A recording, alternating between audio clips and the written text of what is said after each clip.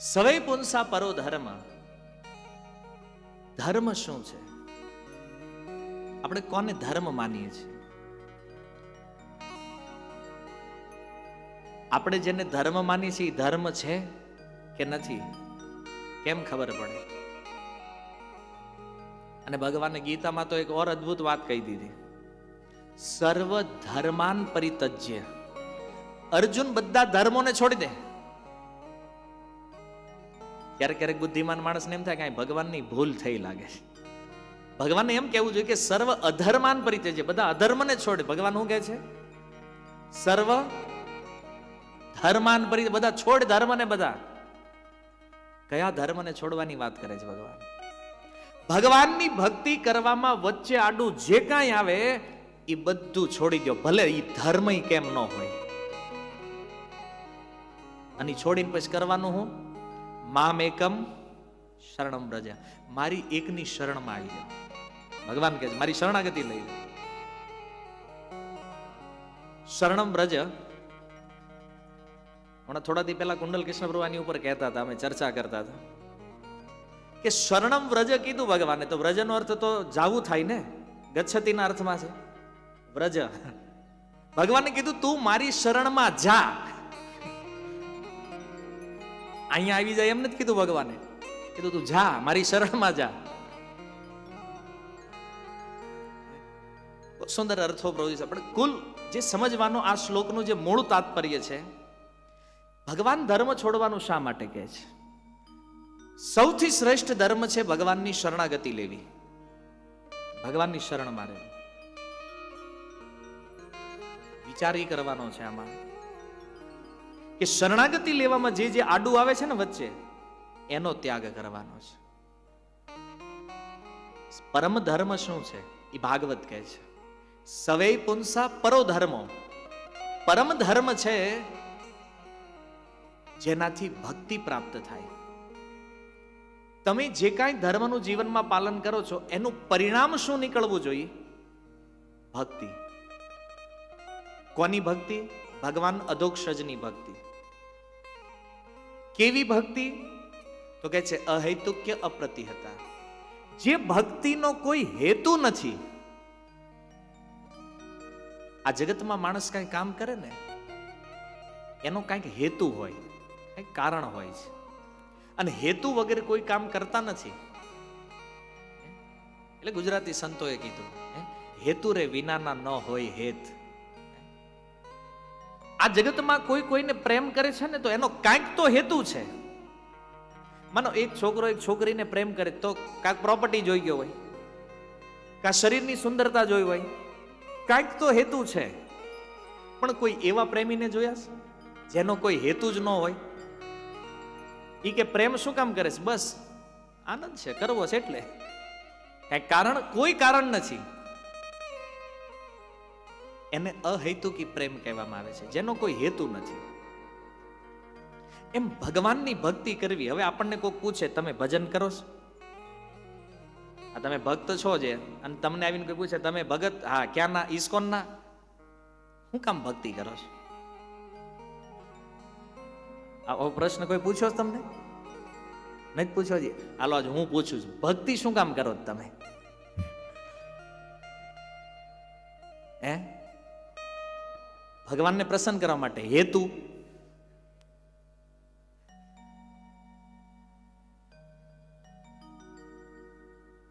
બીજા કોઈનો કાંઈ? એ તો તમે સાંભળી ગયા એટલે કયો આનંદ માટે. તમે કઈ ભાગવતના જ્ઞાતા નથી. આપણા તો કેટલા હેતુ છે, મરવાથી બીક લાગે છે. કોકને મરેલા જોઈએ ને, અરે ભજન કરો માળા ન કરે આપણી આ દશા થાય. અમુક ને તો ભય છે નરકમાં જાશું. એ પણ આપણે આપણા હેતુ પ્રગટ નથી કરતા. બાકી હેતુ તો અંદર આપણે લખી રાખ્યા છે કેટલાય. શું કામ ભક્તિ કરીએ છીએ? ભલે કરતા હોય કાંઈ વાંધો નહીં. ભગવાનના ધામમાં જવું ને એ એક હેતુ છે. પણ કોઈ જ હેતુ વગર કેવલ કૃષ્ણને પ્રેમ કરતા હોય ને, આ અહેતુકી ભક્તિ છે. જે ચૈતન્ય મહાપ્રભુએ માગી, મમ જન્મની ઈશ્વરે ભવતાદ ભક્તિર અહેતુકી ત્વયી. પ્રભુ ભક્તિ જોતી છે, પણ કેવી? ન ધનમ, જેમાં પૈસાનો સ્વાર્થ ન હોય. અને બહુ મોટું દુર્ભાગ્ય એ છે કે ન ધનમ ન જન્મની વ્યાખ્યા કરતા હોય ને એને ક્યાંક પૈસાનું સેટિંગ કરી રાખ્યું હોય. મંગળારતીમાં હવારે ગાય તો નાખવી ન ધનમ, પાછા કે પ્રભુ ખાલી કેવી શું, બાકી લઈ ન લેતા અમારું ઈ કે ન ધનમ ની વાત કરીએ. ન ધનમ ન જન્મ, અનુયાયી નથી જોતા. હમણાં કોઈના ગ્રુપમાં ચેલો ખેંચી જો ઓલ્યો ખબર પડે, અનુયાયી નથી જોતા. મેં ભગત બનાવ્યો છે કે તું ક્યાંથી લઈ જતો? થાય કે નહીં થાય? આપણે ભલે ગાય નાખીએ છીએ હવારે 4:30, પ્રભુ મારે જન જોતા, પણ વિચારે છે કે નહીં મારા ચેલા સૌથી વધારે ટોપ લેવલમાં આપણું નામ આવવું જોઈએ. ન જન્મ ન સુંદરી. વ્યાસપીઠની કહેવા જેવી વાત નથી, પણ સંન્યાસ લઈ અને સાધુ બન્યા પછી તે એને સ્ત્રીઓ સાથે પકડાય છે સાધુઓ આ જગતમાં. આ સૌથી મોટા દુઃખની વાત છે. આજનું પેપર હું વાંચીને આવ્યો સવારમાં, આજ જ પકડાણો એકલ્યો. કેમ સાધુ માનવા? અને પાછા એમ કે છે કે અમે ભક્તિનું દાન. હવે આ હું ભક્તિ આપશે સમાજને? મારો તો એ વિચાર છે ને, કથામાં ઘણી વાર આપણે કીધું છે કે આજના એ સાધુઓ કરતા એ ગુજરાતના બારવટિયાઓ સારા હતા. કે ક્યારેક કોઈ પરસ્ત્રી ઉપર નજર પડી જાય ને તો એ આંખમાં મરચું નાખી દેતા હતા. એ ગુજરાતનો ઇતિહાસ છે. ભલે ભક્તિ ભાંગી ગઈ, બાકી સૌરાષ્ટ્ર તો ભક્તિનો આધાર છે. વિચાર કરો, બારવટિયા ચોરોની આ કથા છે અહીંયા ગુજરાતમાં. કોઈ પરસ્ત્રી ઉપર દ્રષ્ટિ ગઈ હોય ને તો એ આંખોમાં મરચું નાખી દેતા. કેમ કે આજે મારી આંખમાં વિકાર આવ્યો છે. આજે એક સ્ત્રીને એક માતાના ભાવથી છોડીને કોઈ અલગ દ્રષ્ટિથી જોવાઈ ગયું છે. આજના સાધુઓને આનું ભાન નથી. શું કામ? કારણ કે સાધુ તો બનાવી દીધા, તમે એને લાલ કપડા તો પહેરાવી દીધા, પણ એને જે શિક્ષાની જરૂર છે, એને જે ભક્તિના રસની જરૂર છે ને, એ રસ નથી મળ્યો. એટલે એ રસને આ ભોગોમાં શોધે છે એ સાધુ. એ રસ આપણે ચૂકી ગયા છીએ. શું કામ ચૂકાણો આ રસ? ચેલા બનાવવામાં. મેં આટલા બ્રહ્મચારી બનાવી દીધા. રેકોર્ડ કરવામાં એ બ્રહ્મચારીઓની ટ્રેનિંગ કરવાનું ભૂલી ગયા છીએ આપણે. ભાગવત અને ભગવાનના રસથી જેનું હૃદય ભરેલું હોય, આ જગતની કોઈ વસ્તુ કે વ્યક્તિમાં એનું મન ક્યારેય જાય જ નહીં. આ દિવ્ય રસ છે. પણ ઓલો કોરો છે બિચારો, કરે હું? પડી જાય છે. પણ મહાપ્રભુ કહે છે કે વાસ્તવમાં જો તમે ધર્મનું પાલન કરો છો ને તો તમારી અંદર એ ભક્તિ જાગૃત થશે કે જેમાં નહીં ધનની કામનાઓ થાય, ના અનુયાયીઓની કામના થાય, ના સ્ત્રીઓની કામના થાય. અને આ ત્રણેયથી જે બચી ગયો હોય ને એ પડે ક્યાં ખબર છે? પ્રતિષ્ઠામાં. જેને ધન વિચલિત ન કરી શકે, જેને અનુયાયી વિચલિત ન કરી શકે, જેને સ્ત્રી વિચલિત ન કરી શકે, એને પ્રશંસા પાડી દે. કવિતામ વા જગદીશ કામયે.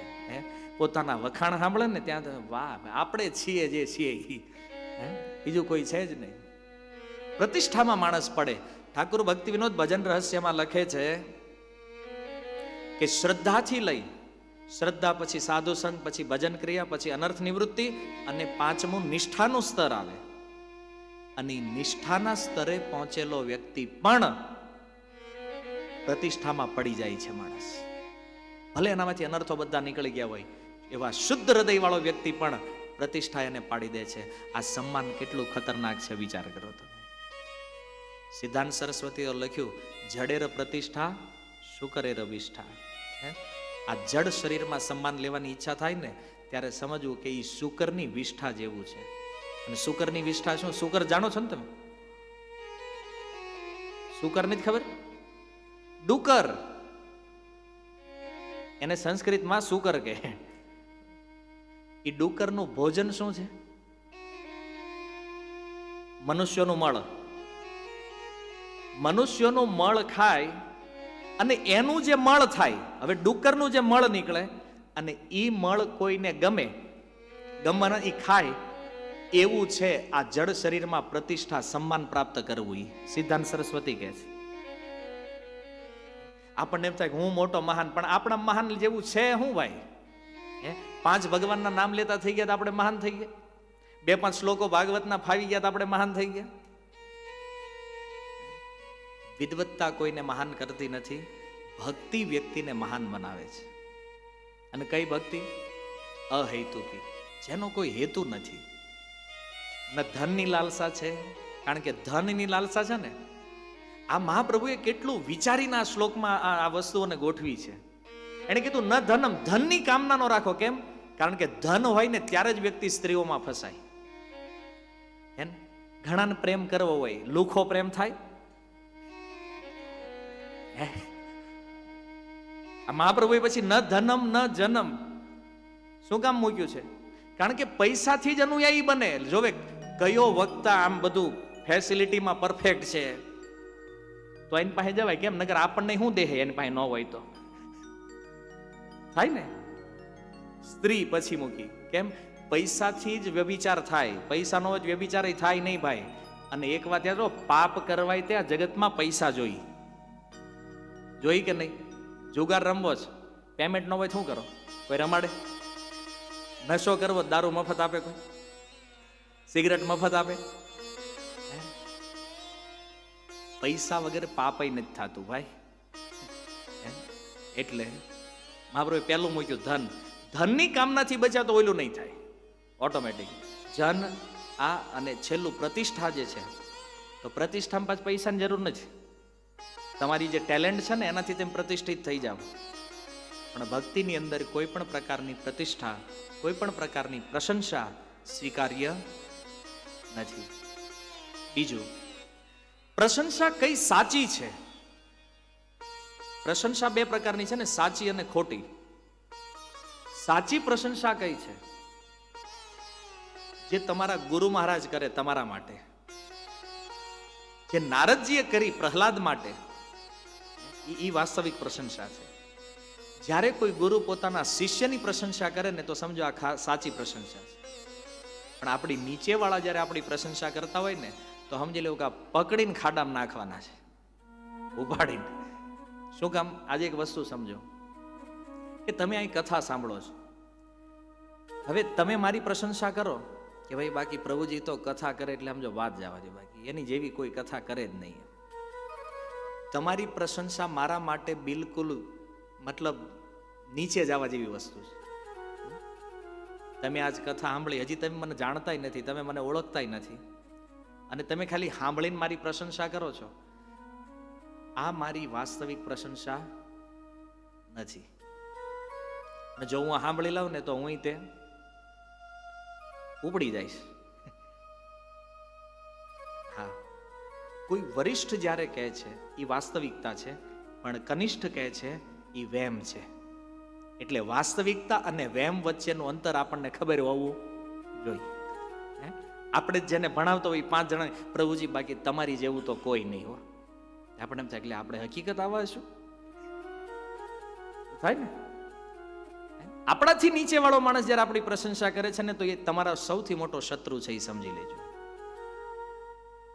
હવે વિચાર કરો કે જેની અનર્થ નિવૃત્તિ થઈ ગઈ છે, કામ, ક્રોધ, લોભ, મોહ, મદ અને માત્સર્યથી જે માણસ બહાર નીકળી ગયો છે, એને તે આ પ્રતિષ્ઠા પાડી દે છે.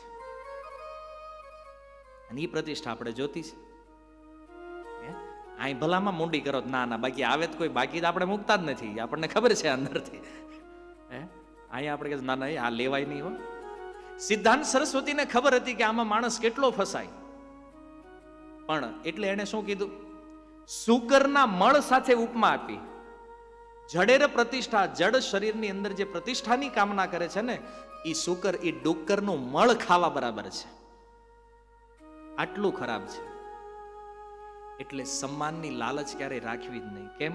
કારણ કે સન્માનની લાલચ છે ને એ જ મોટામાં મોટું અપમાન છે આપણું. એટલા માટે સુતજી આયા કહે છે, સવે પુંસા પરો ધર્મો યતો ભક્તિ રદોક્ષજે અહેતુક્ય અપ્રતિહતા. એક તો ધર્મનું પાલન કરવાથી જે ભક્તિ પ્રગટ થઈ, ભક્તિ કેવી હોવી જોઈએ? અહેતુકી ભક્તિ, જે ભક્તિનો કૃષ્ણ સિવાય બીજો કોઈ હેતુ હોય નહીં. અને બીજું અપ્રતિહતા. અપ્રતિહતા એટલે કેવી ભક્તિ? અખંડ ભક્તિ કે જે એકવાર શરૂ થાય ને પછી કોઈ દિવસ અડકે નહીં. એકવાર 16 માળા શરૂ થઈ ને એ જ્યાં સુધી આ શરીર સ્મશાનમાં ન જાય ને ત્યાં સુધી અટકવી ન જોઈએ. અખંડ ભક્તિ, તૂટક નહીં. તમે સવારે બાથરૂમમાં જાઓ નાવા ને નળ શરૂ કરો, નળમાંથી જે પાણી આવે ને પછી એ તૂટી જાય નીચે, બિંદુ થઈ જાય, ડોલમાં નીચે પહોંચે ને ત્યાં સુધીમાં બિંદુ થઈ ગયું હોય. નળમાં નહીં સમજાય તમને, કારણ કે આટલું ધ્યાનથી આપણે નાયા ન હોય. સવારમાં ડોલનું અવલોકન એટલે શિયાળામાં થાય, ઠંડી હોય એટલે. આમાં કેમ થાય અહીંયા સમજવાનું. વરસાદ જ્યારે પડે છે ને ઉપરથી, તો અહીંયા આવતા આવતા બિંદુ થઈ જાય. વરસાદની જે ધારા છે ઉપરથી ધારા જ આવતી હોય, પણ પૃથ્વી ઉપર પહોંચે ત્યાં સુધીમાં એ બિંદુનું સ્વરૂપ લઈ લે છે. પણ તેલની ધાર જોઈ છે તમે? તેલની ધાર કરો, માતાઓનો અનુભવ હોય. ડબ્બામાંથી બરણીમાં ખાલી કરો જ્યારે તમે ઘરે રાંધતા હોવ તો. ભાઈ રેસ્ટોરન્ટનો જમાનો છે યાર, એટલે